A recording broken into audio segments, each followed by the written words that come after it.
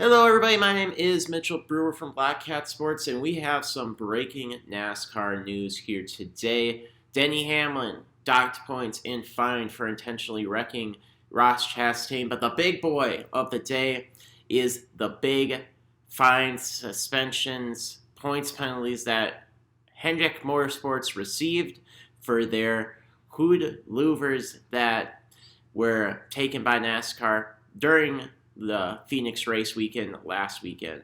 So let's jump into what those penalties were here. All right, so this is directly from NASCAR themselves. This is the statement that NASCAR put out, and this is in regards to the penalties that Hendrick Motorsports and Justin Haley's number 31 Colleague Racing team received.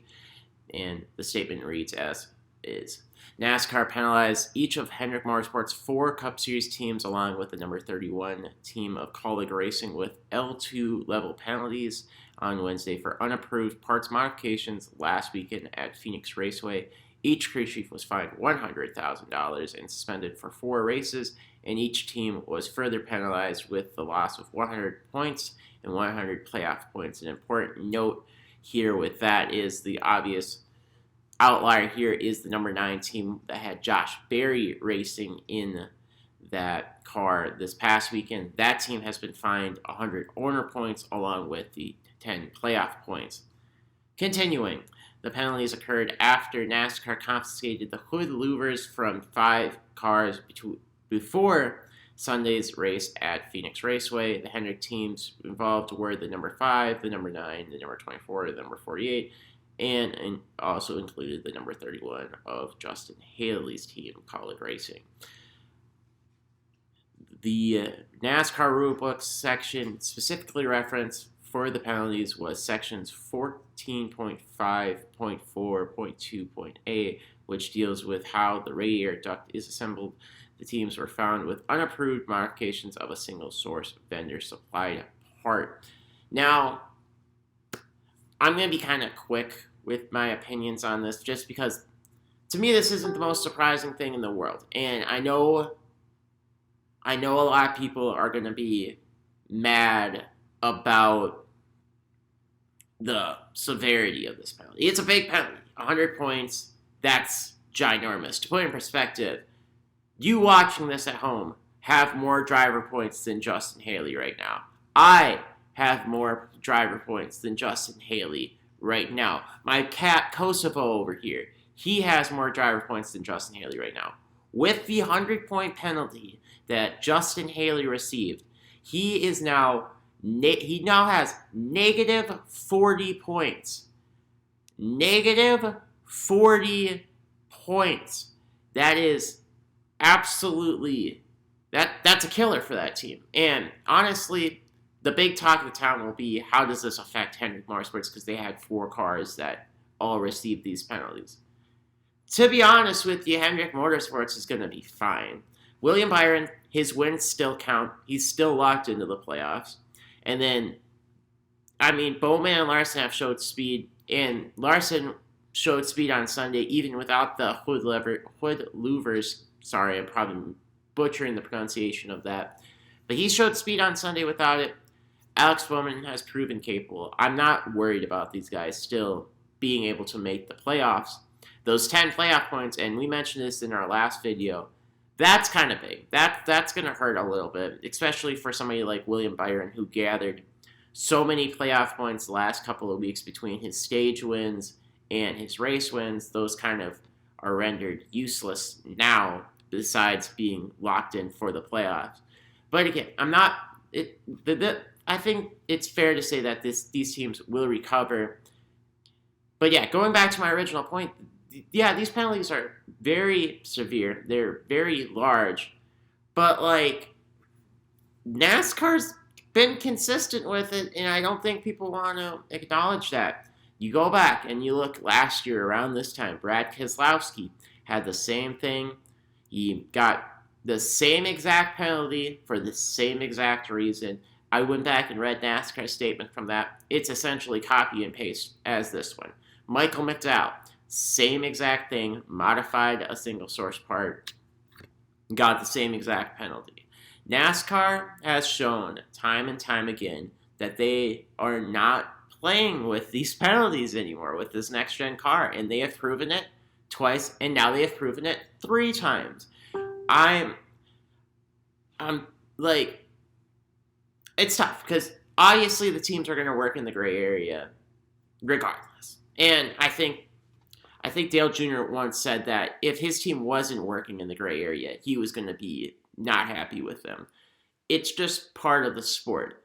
But when you get caught, there's going to be consequences. And whether you agree with the severity of the penalty or not, this is what the standard has been for NASCAR for the last year for the penalties. So, in my opinion, it's a brutal penalty. And like I said, it's especially brutal for a team like Kaulig Racing that, let's face it, already was probably going to have to win to make the playoffs, but now especially is really going to have to win, and then really with the negative 10 playoff points that they're probably going to have now, that's going to hurt too, and that's, even if they make the playoffs, that's going to leave a dent for them.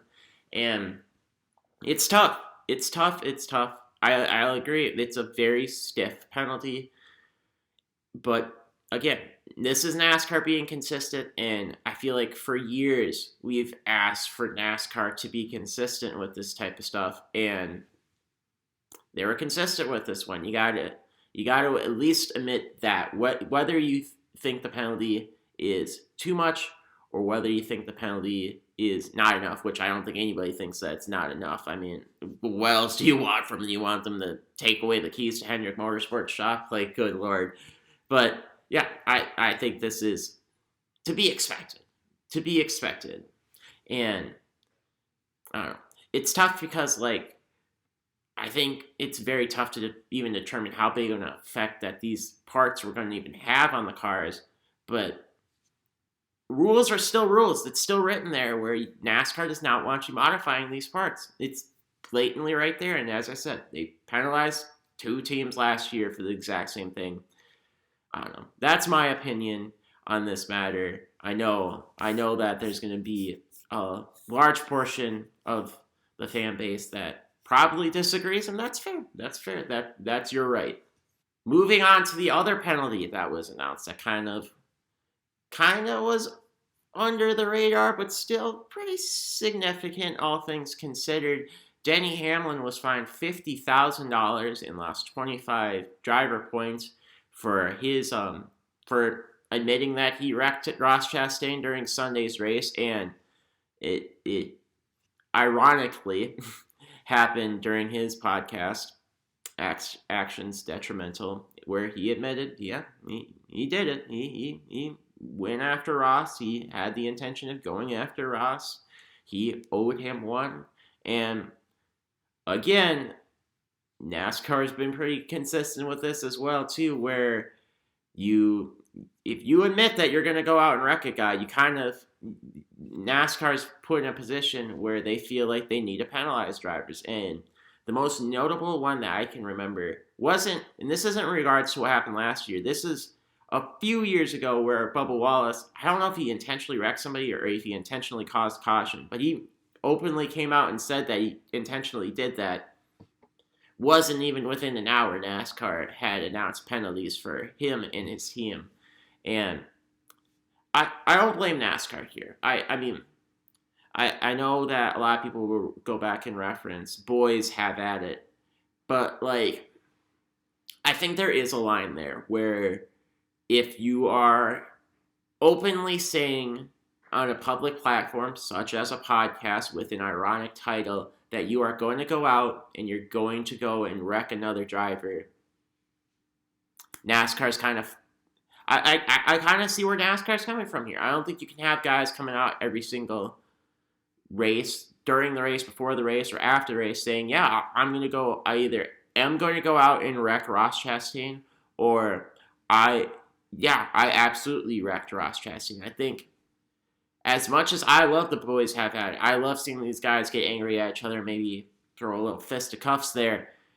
I do think there is that line where we don't need drivers just openly wrecking each other and openly admitting to wrecking each other. I think that has proven to be the line with NASCAR especially these past couple of years, where we saw Noah Gragson receive a pretty hefty penalty for wrecking, I believe it was Sage Karam back at Road America last year in the Xfinity Series, and then obviously the big suspension that Bubba Wallace received last year when he wrecked Kyle Larson at Vegas. And the nice thing about this penalty for Denny Hamlin is that it kind of, Dale Jr. mentioned it on the Dale Jr. download. I believe it was yesterday's episode, where yesterday being Tuesday, March 14th here, he mentioned that NASCAR kind of goes by the severity of the accident, which is nice, because I don't think Denny Hamlin should have a race suspension for dumping or wrecking Ross Chastain, because it clearly wasn't as severe of a wreck as the one that Bubba Wallace and Kyle Larson had last year at Vegas. But yeah, I think that I tend to agree with NASCAR on this one. And if again, same thing as the Hendrick thing. If you disagree, feel free to let me know. That's your prerogative. That's your gosh darn given right, and that's totally cool. But I think that NASCAR is right on this one. And like Dale Jr. said, I think it's nice that and I know we all really want consistency, and maybe you see the Bubba Wallace penalty where he intentionally wrecked a guy, and you think Denny should have the same type of penalty. To me, this is still fairly consistent, and we're getting penalties for intentionally wrecking drivers, and NASCAR is kind of giving a degree of a penalty depending on the degree of the severity of the situation, which I appreciate. I don't think NASCAR, and this has been one of the biggest complaints about NASCAR the last few seasons, is their inconsistencies. They often get hammered for being a pretty inconsistent sport, and rightfully so. There's been plenty of times, even within the last year or so, that NASCAR has been inconsistent with their rulings and their judgments. But with both the Hamlin incident here and the Hendrick Motorsports one, I think it's pretty obvious that they're being consistent with how they're handing out these penalties. And I think that's overall a good thing for the sport in general. And hopefully we see more of that consistency as we move forward, not only with this season, but for the rest of time, because that's all we can ask for. And I think that's a big problem with any sport, is just we want consistent rulings. And I think this is a good step forward for NASCAR. But again, if you disagree with me, that is totally cool. I would love to hear your comments in the comments section below. If you like this video, be sure to like and subscribe. Follow us at Black Cat Sports. If you dislike this video, if you think I'm full of poop, like this video, subscribe, and follow us at Black Cat Sports. Be sure to share your opinion with me all the time, because whether it's positive, whether it's negative, I love hearing your guys' feedback and hearing what you guys think of everything that happened here today. But yeah, that is all I have for you here today. Again, my name is Mitchell Brewer from Black Cat Sports. I hope you have a great rest of your day, and we will see you. Maybe we'll see you with an Atlanta recap. Maybe we'll see you before that if we have any more breaking NASCAR news. But either or, I hope you guys have a great rest of your week.